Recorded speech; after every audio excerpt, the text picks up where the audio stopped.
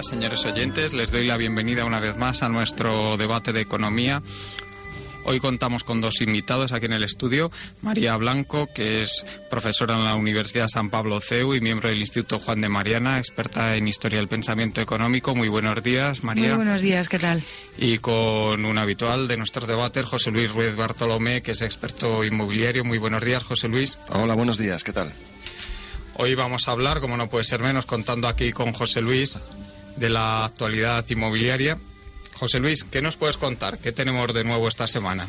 Bueno, esta semana, en fin, estamos ahí viendo un poco los debates, el tema inmobiliario que realmente ha tenido poca presencia, ¿no? Si acaso, si vimos en el debate de Mariano Rajoy con Rubalcaba, se habló de la burbuja inmobiliaria, pero más hacia el pasado, ¿no? Un poco hacia echarse las culpas o los trastos de quién era el culpable de la burbuja, pero no se ha hablado mucho de futuro. Lo que sí es cierto es que, aunque ya, como volveré por aquí la semana que viene, antes de las elecciones, trataremos más en profundidad algunas de las medidas, pero sí que en general se puede decir que desde el lado de la oposición, desde el Partido Socialista, se le está achacando al Partido Popular el intento de crear una nueva burbuja, o el decir, bueno, vamos a salir de la crisis mediante la creación de una nueva burbuja. Bueno, en fin, esto es más que discutible, porque además es muy difícil que, partiendo del nivel en el que estamos, se pueda llegar a generar una burbuja. Pero en cualquier caso, dicho esto, es muy llamativo que durante esta semana la Junta de Andalucía, que es a fecha de hoy el único gobierno autonómico donde el Partido Socialista tiene un poder todavía omnímodo, ha sido la única institución que en los últimos tiempos ha hecho algún tipo de reforma sobre la ley del suelo, en este caso autonómica, donde esté fomentando o reactivando el mercado inmobiliario, facilitando las cosas a los promotores. Bueno, la reforma de esta ley contempla varias cosas, pero bueno, quizás las más destacables serían la rebaja de la cesión del aprovechamiento al ayuntamiento por parte del promotor del 10 que estaba estipulado hasta el 5, que es el mínimo que permite la ley estatal, y un aumento de la densidad de viviendas por hectárea un 20% por encima de lo que estaba actualmente. Entonces, bueno, pues hombre, como mínimo es chocante que desde un partido se esté achacando al otro el intento de fomentar una burbuja, cuando es ese mismo partido, en el único escenario en el que hoy día tiene poder, el que también lo está haciendo. Es decir, yo no sé si lo están haciendo los dos, pero lo que no se puede hacer es culpar al uno del otro de lo que está. ¿Sabes lo que te quiero decir? Si quieres que te diga mi impresión, José Luis, a mí me parece que realmente los intereses que hay entremezclados con las constructoras son tales en los dos partidos que no pueden hacer los dos más que eso. Se me ha olvidado decir, y me disculpo con él, que está también Antonio García Trevijano en línea. Muy buenos días, Antonio. Hola, amigos, no tiene importancia. Aquí estoy para si necesitáis recurrir a mi opinión o mi criterio, pues aquí estoy. Y si necesitas intervenir en cualquier momento, si quieres preguntar algo, por supuesto ya sabes que puedes hacerlo. Lo indicaría. Muy bien. María, ¿a ti qué sensación te da esto que ha comentado José Luis? Pues yo estaba oyendo a José Luis y la verdad es que me estaba planteando la necesidad que parece que todos sabemos y que incluso los partidos políticos dicen con la boca chica, supongo, ¿no? La necesidad de un nuevo modelo productivo, y que no se puede apoyar uno en el sector inmobiliario porque se crea una nueva burbuja, ¿no? Se les llena la boca, pero ninguno dice cuál va a ser el nuevo sector, cuál va a ser el nuevo modelo productivo. Y si acaso el Partido Socialista lo que hace en sus propuestas, y si lo dice en sus propuestas, me imagino que a la hora de la verdad será mucho más cruel, lo que hace es penalizar el ahorro, que es la base de la inversión, y la inversión es el único pilar sobre el que cualquier modelo productivo se tiene que asentar, ¿no? Entonces, mira que a mí no me gusta ninguno de los dos partidos políticos, pero si te lees las propuestas de cada uno de los dos programas, de los principales partidos de candidatos, lo que sí está claro es que uno va a penalizar directamente el ahorro con medidas fiscales penalizadoras del ahorro y de la inversión, y ambos tienen estigmatizados la palabra lucro y la palabra empresario. Ya hablamos todo el tiempo de emprendedores, no existen los empresarios. El tener propiedad privada parece que es un pecado mortal. Leía en Twitter, las críticas de Alejandro Inurrieta del Partido Socialista hacia cualquier cosa que sea favorecer el desarrollo de las empresas o seguirle la pista un poco a lo que dice el presidente de la COE o algún representante empresarial, y parece que los empresarios en nuestro país, que son quienes los únicos que pueden dar trabajo y tirar un poquito para arriba del modelo productivo, pues están totalmente estigmatizados. Entonces, no sé exactamente cómo pretenden que no nos apoyemos en algo, sea el sector inmobiliario o cualquier rama de la economía real, ¿no? Porque lo que no se puede hacer en cualquier caso es penalizar la inversión como lo pretenden hacer. Y tú, María, como especialista que eres en historia del pensamiento económico, ¿por qué crees que se ha generado en España esta dinámica de estigmatizar a los empresarios, a los emprendedores? ¿Tú por qué crees que ha ocurrido esto? Ha habido una gran hipocresía, podríamos decir, ya sé que suena un poco pedante a lo mejor, una hipocresía socioeconómica. Es decir, se nos ha llenado mucho la boca hablando del modelo capitalista o del modelo liberal, de las democracias liberales, cuando en realidad no estábamos viviendo, hablo desde el punto de vista económico, no estábamos viviendo un capitalismo, es decir, estábamos viviendo una continuación del mercantilismo del siglo XVII, en el que las empresas se lucraron a base de privilegios estatales, y entonces el poder estatal del soberano se apoyaba en las grandes empresas y las grandes empresas se apoyaban en el poder del soberano, y actualmente es exactamente igual. Es decir, tenemos al señor Botín, que no se sabe si es el lacayo de los políticos o los políticos son los lacayos del señor Botín, y tenemos un montón de empresas. Ahora mismo coges las empresas del IBEX y la mayoría de ellas o han sido monopolios o lo son o tienen privilegios de algún tipo, pero nos ha faltado, pero desde la época de Franco, competencia empresarial. No sabemos lo que es un empresario con ganas de arriesgarse, con responsabilidad individual. En cuanto uno mete la pata, tiene que venir papá Estado a sacarte las castañas del fuego. Es decir, esta política que se generalizó en la crisis en Estados Unidos del too big to fail, demasiado grande para que me dejéis caer, en España ni too big ni too small. Es decir, cualquiera tenía que ser rescatado, porque esa es la función del Estado, ¿no? Hacerse cargo de las responsabilidades que corresponden al individuo. No hay que olvidar que el mercado es un conjunto de individuos y la clase empresarial, el tejido productivo, aunque suene a entes que tienen vida propia, son personas, son individuos con sus responsabilidades y cuya trayectoria es una sucesión de decisiones, buenas o malas, que afectan pues a la producción, a la demanda, al consumo, etcétera. No sabes cómo me alegra oírte decir esto, porque realmente es rarísimo a una persona que se dedica a la enseñanza, una especialista como tú, que ponga tan claramente el dedo en la llaga sobre los problemas que tiene nuestra economía, esos privilegios de los que has hablado. Me parece algo extraordinario que lo digas, porque ningún partido lo dice realmente que ese sea el problema fundamental. O sea, nadie. O sea, porque todos tienen intereses creados, claro, es decir, todos viven de ello. Como cuando tú hablabas de las constructoras y de la situación de todos los partidos políticos están pecando de lo mismo. Sí. Es decir, todos son mercantilistas, todos quieren tener sus empresarios privilegiados que estén a su servicio, y yo rasco tu espalda y tú rascas la mía, pero todos, y yo creo incluso que a lo mejor, con la excepción del Partido de la Libertad Individual, que es recién nacido, el resto de los partidos, UPyD, etcétera, me da la sensación de que si no lo proclaman es porque son demasiado pequeños todavía, pero que si les dejamos unas semanitas en el poder iban a caer en lo mismo inmediatamente, porque creo que es el sistema el que está completamente podrido, y así estamos, ¿no? O sea, desde el principio está todo mal parido. Sí, no, estoy de acuerdo. Es que además he escrito tú lo habrás visto eso continuamente en tu etapa. He escrito algún post sobre el asunto que estás mencionando, de lo que en inglés se dice muy bien, lo del chronic capitalism, que es lo que tenemos aquí. O sea, tú coges el IBEX 35 y es que yo creo que quitando una o dos empresas, el resto son antiguos monopolios o bancos, ¿no? Es decir, todo lo demás, en fin, todo empresas que contratan con el Estado, y además luego hay una gran mentira, ¿no?, en todo esto, que es que nos dicen, bueno, cuando se reunía Zapatero estos meses atrás con los grandes empresarios, bueno, primero llamarles empresarios es ya bastante irónico, sí, porque yo no considero que sean empresarios, señores que han hecho carrera dentro de Unión Fenosa o del Banco X, ¿no? Pero decían, no, es que estos representan la economía española, porque son el no sé qué porcentaje, el 50 del PIB, y además tienen 1 millón de empleados. Y decías, hombre, si hay 17 millones de empleados, que estos señores contraten 1 millón, pues no es representativo. O sea, lo que realmente en España... España está hecha de pymes. Sí. España es un país de pymes donde el 85-90% de los trabajadores trabajan como autónomos o en pymes. Y ese es el verdadero tejido empresarial del país, que además es el que se está destruyendo estos años de crisis, ¿no?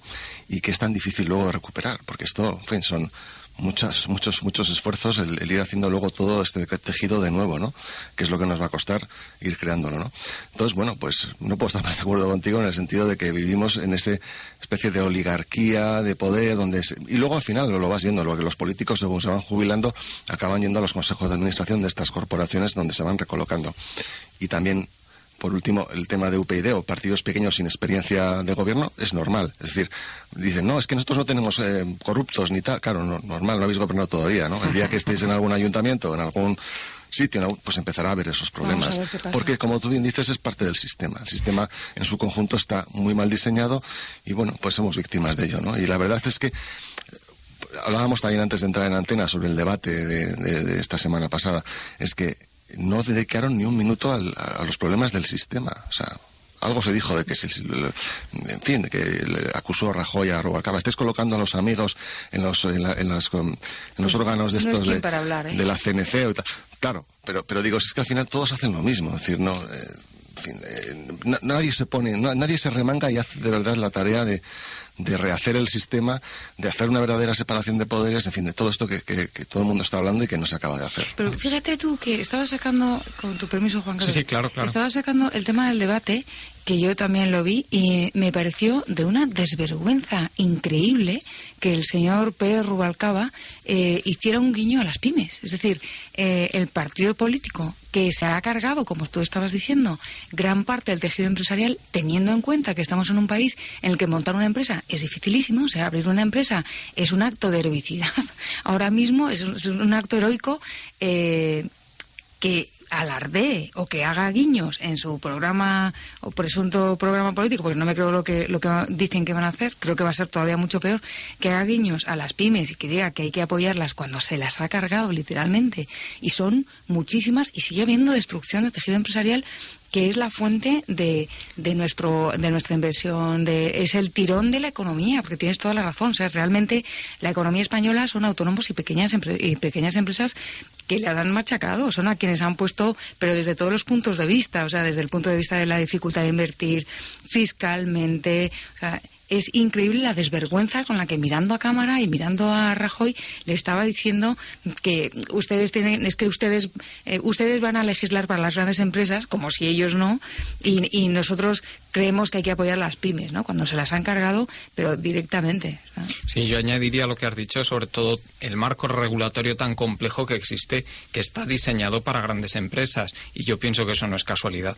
Está diseñado para grandes empresas porque precisamente es lo que ellos quieren favorecer a los suyos. Claro. Y dificultar que los pequeños puedan acceder a los mercados, crear barreras de mercado, como se dice técnicamente. Claro, ¿no? Es que la competencia tiene sus riesgos, ¿no? Y entonces a lo mejor te sale un Steve Jobs o alguna persona. En España hay gente con mucho ingenio, lo que pasa es que tiene todas las trabas del mundo. Todas las trabas del mundo. Sí, así es. Y normalmente se dice, no, es que competir con un grande es dificilísimo. Yo, como pequeño empresario que soy, te digo que no es tan difícil. Si no existiera ese marco regulatorio tan complejo, sería mucho más fácil para una pequeña empresa competir en la mayor parte de los campos. Hay algunos que no, lógicamente. O sea, bueno, por ejemplo, una eléctrica no puede ser una empresa pequeña, ¿no?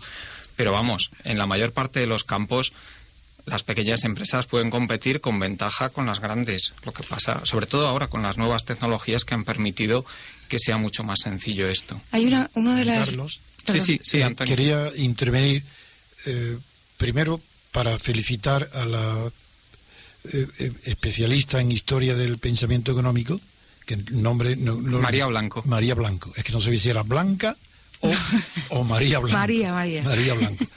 Felicitarte por haber acudido a un recurso que es indispensable y que la gente acude a él aunque no lo sepa, que es la historia. Sin acudir al pasado es imposible comprender el presente. Entonces, me parece muy bien que hayas acudido al concepto y a las prácticas del mercantilismo. Pero hay algo mucho más cercano todavía y que explica cuál es el motivo por el que el empresario sea siempre maltratado, el pequeño empresario sea maltratado, a la vez que se premia a la oligarquía, a la gran oligarquía. Es decir, el empresario en España bajo Franco es una consecuencia natural de la demagogia. Cuando la realidad tiene que ser disimulada con demagogia, se producen los fenómenos que estáis denunciando. Y con Franco empezó clarísimo, el empresario era el enemigo del pueblo, recordando el título de la obra de Ibsen. Sí. Bajo Franco el enemigo del pueblo era el empresario, y era la falange sobre todo, con su jerga de revolución pendiente y sindicatos verticales para favorecer al obrero, cuando era enemigo de la clase obrera el franquismo, y sin embargo ahí empieza la acentuación del clima social y de la propaganda que la transición ha heredado y que ha continuado durante la transición, porque eran los mismos factores del franquismo que continuaron en la transición. Han continuado la demagogia de considerar al empresario, por un lado, enemigo del pueblo, y por otro lado, estar premiando y favoreciendo el reparto del Estado entre las oligarquías financieras, del mismo modo, el reparto no del Estado, sino de las empresas estatales, lo reparten entre las oligarquías financieras del mismo modo que el Estado, los poderes del Estado han sido repartidos entre la oligarquía política, representada por los principales partidos incorporados al Estado. Y en cuanto a los partidos pequeños de que habláis, de Rosa Díaz y compañía, son exactamente iguales. Todo aquel que participe en el sistema está condenado a entrar en la demagogia de condenar, de considerar al empresario el enemigo, para favorecer el auge artificial y falso de los sindicatos estatales, y a su vez está también dando paso a que la economía se encierre en un círculo imposible, que es, por un lado, favorecer la oligarquía financiera, en este caso concreto bancos y grandes compañías procedentes de la privatización de la economía pública, y por otro lado, el fenómeno que estáis viendo de la dificultad tan enorme que implica en el sistema actual la creación de empresas y crear una legislación favorable a los autónomos y a los pequeños empresarios.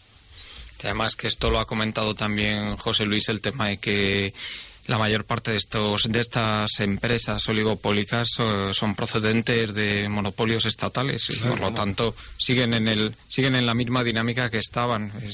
Es que realmente tiene toda la razón, porque la cultura empresarial inexistente, pero la cultura empresarial que existe en nuestro país se llamaba INI, es decir, eran empresas estatales, y ese era el jardín del Edén del reparto de parabienes y de poderes y de todo tipo, y de hecho es curioso que los indignados de la plaza de la Puerta del Sol y las propuestas de partidos como Izquierda Unida pretenden volver a un INI, es decir, claro, lo que pretenden es la nacionalización otra vez de las grandes empresas. Ni lo saben siquiera, es la falsa izquierda, es la demagogia, es el lenguaje lo que se hereda. Ellos ni son conscientes de lo que dicen.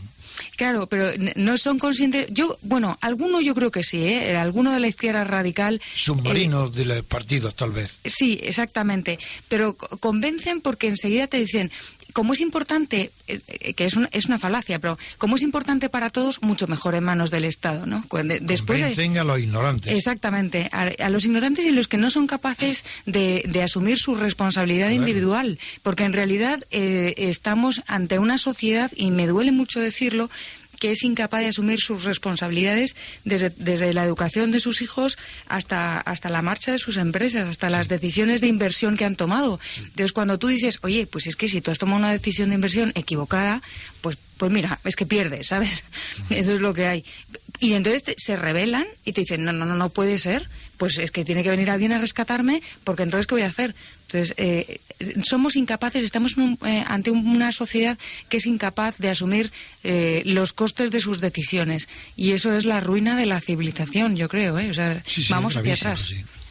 No, totalmente de acuerdo. Yo creo que este país, además, si tú te fijas, yo muchas veces hablo con un amigo y digo, es que vamos contracorriente, porque tenemos seguro privado médico, intentamos llevar a los chicos a colegios privados, digo, vamos, pero es que si te apuntas a la ola, es que vives en el mundo del Estado y tienes todo. O sea, es que te procura todo desde el nacimiento, ¿no? O sea, si quieres, si te lo curras, estás trabajando en la función pública, en fin, usando todo tipo de servicios que existen gratuitos, entre comillas, porque los estamos pagando con impuestos, etcétera.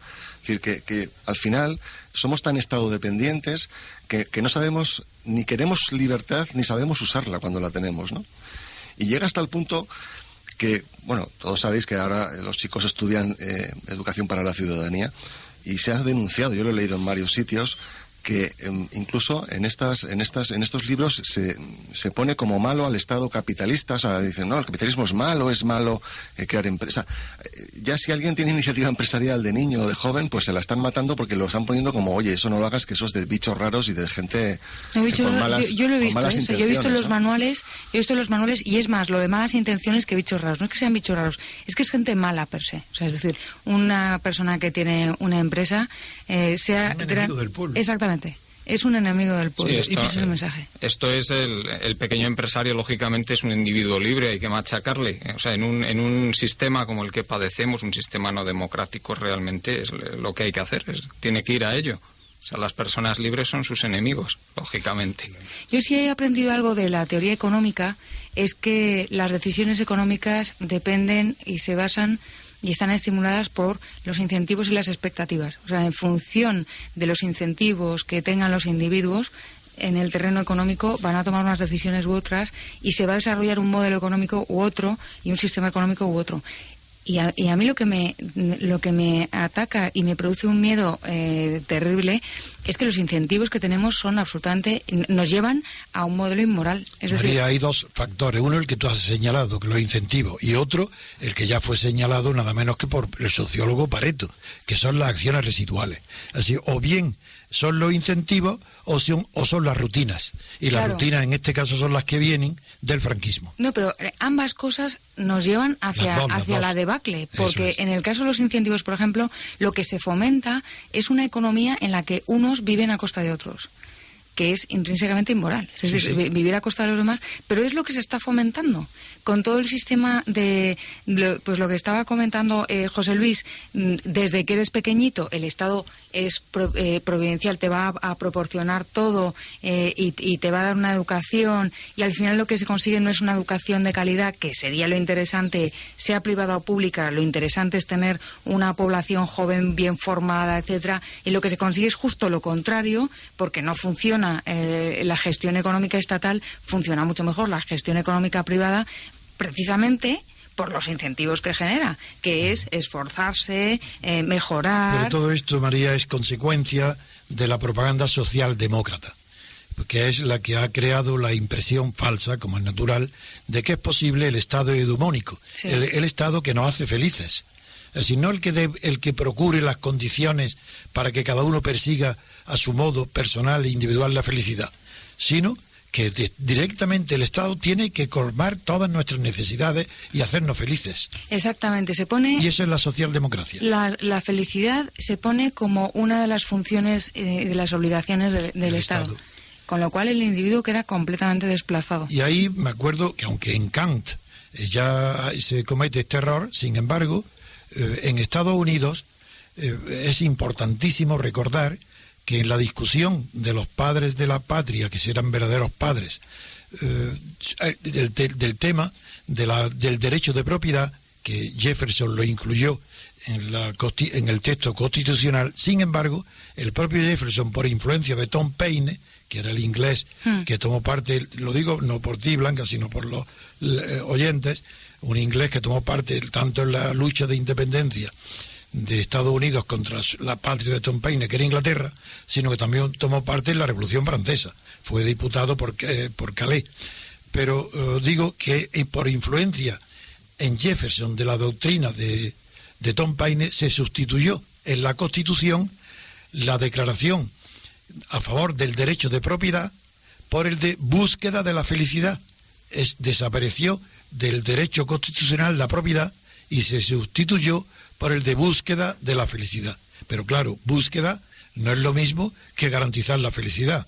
Búsqueda sigue siendo un problema del individuo, mientras que la teoría eudomónica del Estado de Kant se refiere al derecho de la sociedad a tener un Estado que la haga feliz. Exactamente. Y a mí lo que me llama más la atención es que muchas veces se utiliza el nombre de Keynes cuando se recurre a esta justificación, cuando el mismo Keynes, a mí me gusta citarlo muchas veces, dijo que el Estado no está para hacer lo que ya hace el sector privado, exacto, sino para hacer lo que no hace. Sí. Y sin embargo... Sí. No, está bien, es que está bien que nuestros oyentes también sepan en este momento, donde otra vez se está discutiendo si debe aplicarse ahora las teorías de Keynes sobre la inversión pública en defecto cuando no hay privada para reanimar la economía y restablecer el empleo, recordar que la mayoría de los historiadores creen que Roosevelt aplicó las técnicas, las recetas o las recomendaciones de Keynes para salir de la depresión de los años 30. Y cuando no es así, y está aprobado hoy, que aunque Keynes le escribió una carta a Roosevelt recomendando grandes inversiones públicas, está aprobado que esa carta nunca llegó a ser leída por Roosevelt. Sí, así es, efectivamente, la influencia de Keynes sobre el programa de Roosevelt fue bastante reducida, eso yo también estoy de acuerdo contigo. Mucho menos de lo que se cree habitualmente. María seguro que tiene algo que añadir. Yo no estoy todo de acuerdo. Leyera o no leyera la carta de John Maynard Keynes, a mí me parece que el error enorme de Keynes o de sus seguidores fue difundir un modelo de política económica que necesariamente perpetuaba la tarea del Estado, la tarea reactivadora de la economía por parte del Estado, y nos dejaba en manos de los gobiernos, ¿no? Pero al menos era excepcional. Otra cosa es que el texto de Keynes realmente fuera mucho más leve de lo que después sus seguidores han hecho, ¿no? De hecho, hay una famosa conversación entre Hayek y Keynes que se conocían y se llevaban muy bien, porque Hayek era una excelente persona, sí, y se lleva muy bien con todo el mundo, y Hayek le comenta a John Maynard Keynes: pero tú estás viendo lo que están haciendo tus seguidores con tus políticas y con tus recomendaciones. Y Keynes dijo, bueno, no pasa nada, porque en un momento dado, si es necesario, pues cambiamos otra vez o nos amoldamos a la nueva política monetaria o la nueva política económica que sea necesaria. Pero no le dio tiempo, es decir, murió y entonces pues se quedó su obra como estaba. Realmente, si uno analiza la obra de Keynes, ve una progresión y un cambio en sus políticas económicas y en sus recomendaciones hacia una mayor progresiva desconfianza hacia los mercados, que puede tener una explicación histórica, porque el momento histórico que vivió Keynes era terrible, pues las dos guerras mundiales, la crisis 29, la crisis agrícola, o sea, fue un momento terrible, y yo entiendo que a lo mejor estaban ante un cambio de paradigma.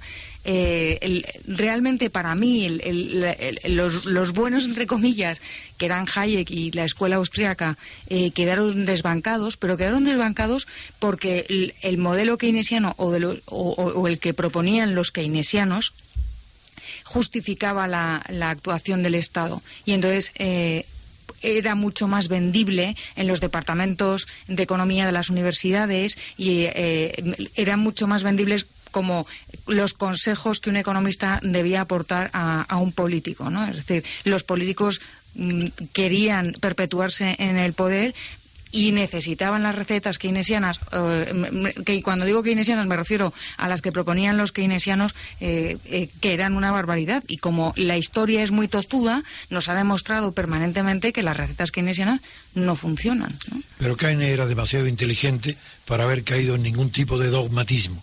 Él no fue dogmático. Lo principal de su teoría no era la coyuntura. Lo que hay detrás de verdad esencial es que lo principal en la economía no es el ahorro, sino la inversión. Si un ahorro improductivo, pues es perjudicial. Y eso es válido en cualquier época, en cualquier crisis, en cualquier momento económico, siempre es válido, porque lo que mueve el empleo, lo que mueve la sociedad, lo que mueve el progreso económico y tecnológico es siempre la inversión.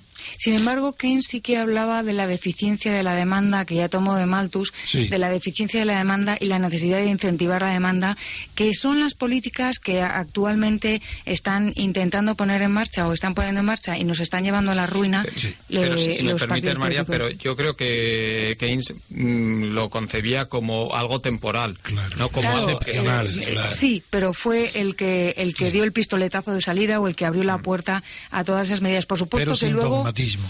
Claro, pero luego sus seguidores fueron los que le vendieron la receta a los políticos y se agarraron a ella como si fuera un clavo ardiendo. Claro. Exactamente.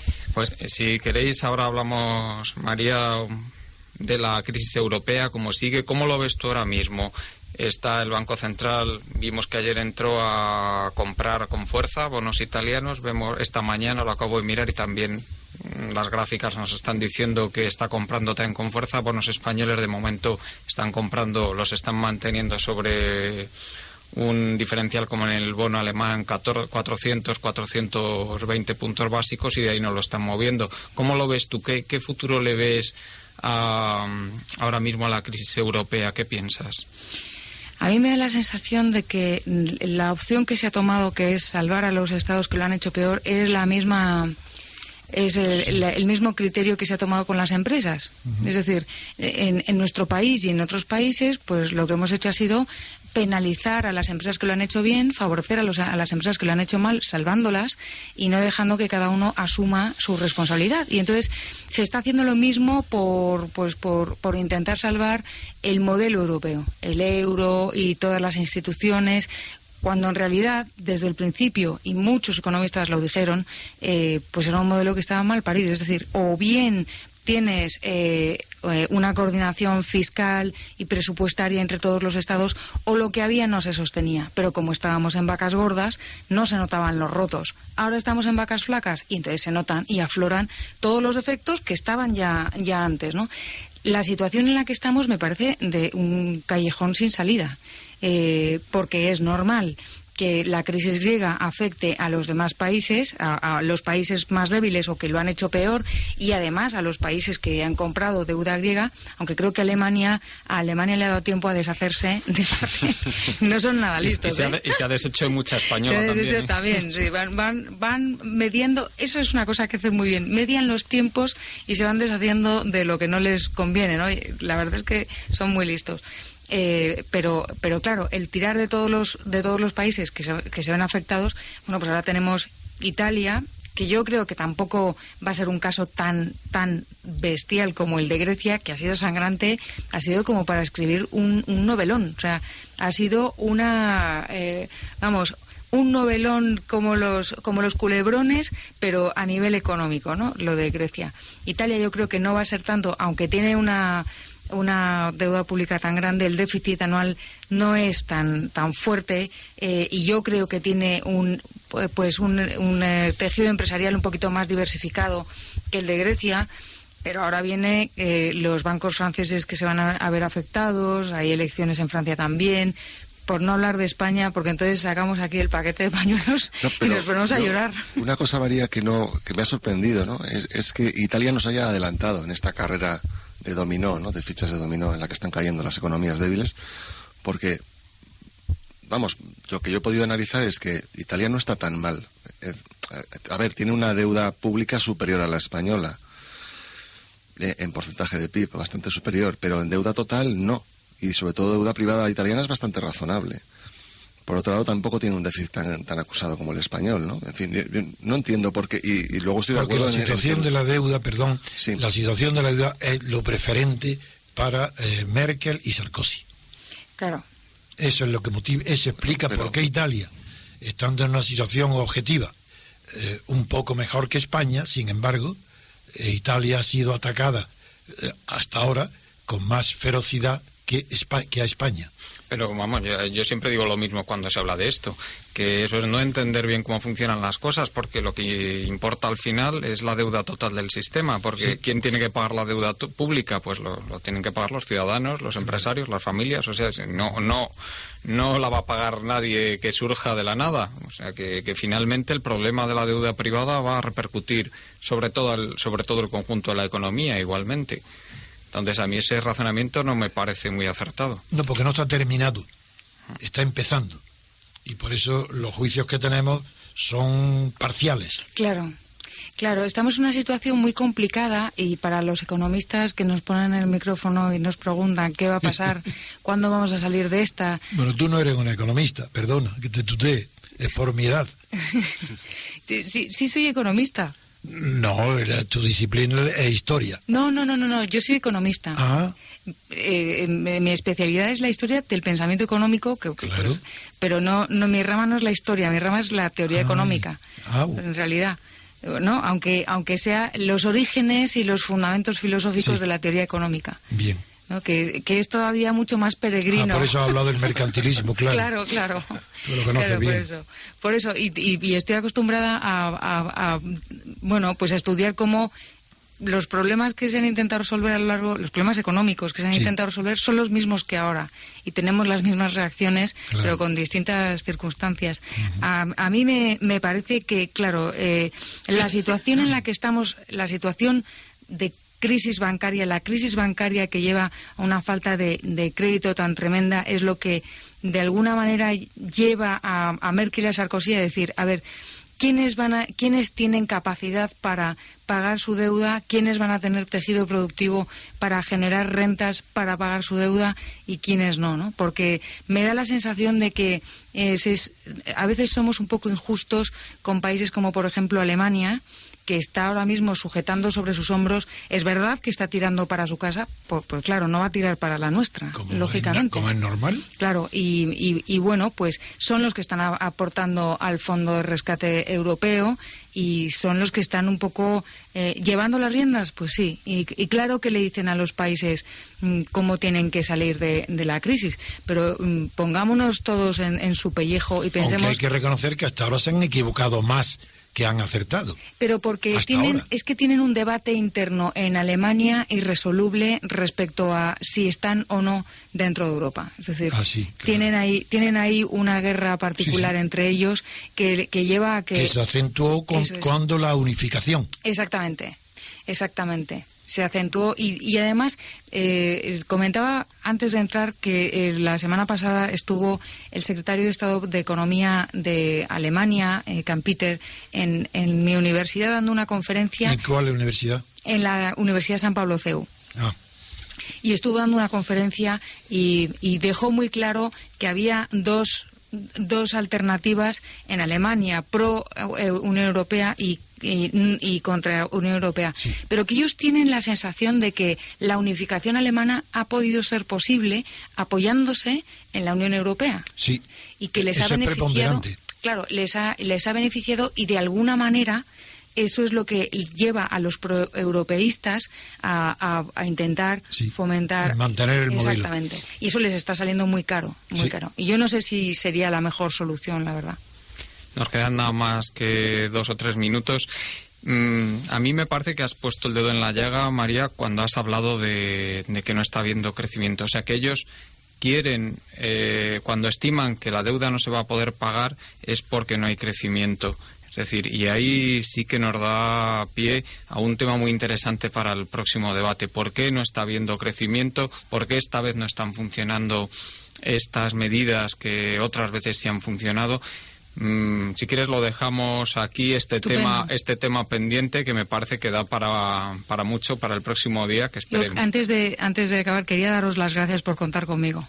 Por supuesto, gracias a ti, porque es un auténtico privilegio. La aportación tuya al debate económico es fundamental, porque está basada en el conocimiento de lo sucedido en el pasado. Pues muchas gracias. Y sin eso no se puede conocer lo que pasa en el presente. Y tenemos que dar las gracias a Dalmacio Negro, que ha sido el que ha dado lugar a este contacto, por supuesto. A nuestro gran amigo. Y profesor. El mío no, por la edad. Fue profesor mío en segundo de carrera. Fue él el que me habló también de ti, sí. Sí, José Luis, no sé si quieres añadir algo más antes de que nos despidamos. Nada. Yo creo que estoy esperando ya ese siguiente debate en el que intervenga María. Pues yo creo que el tema va a ir por el exceso de crédito, ¿no? Que es un poco del pasado, ¿no? Que es un poco lo que nos está constriñendo ahora. Y conociéndome, ¿tú crees que yo también voy a ir por otro lado, aparte de eso, que también lo comparto, que es bueno? Muy bien. Os doy las gracias a todos por vuestra participación. Muchas gracias, José Luis. Gracias a vosotros. Muchas gracias, María. Muchas gracias a vosotros. Muchas gracias, Antonio. Adiós, Juan Carlos. Muy buenos días, señores oyentes. Y, estaremos en nuestro debate de economía el próximo lunes, pero les recuerdo que mañana hay también programa de radio en nuestra emisora. Hasta entonces.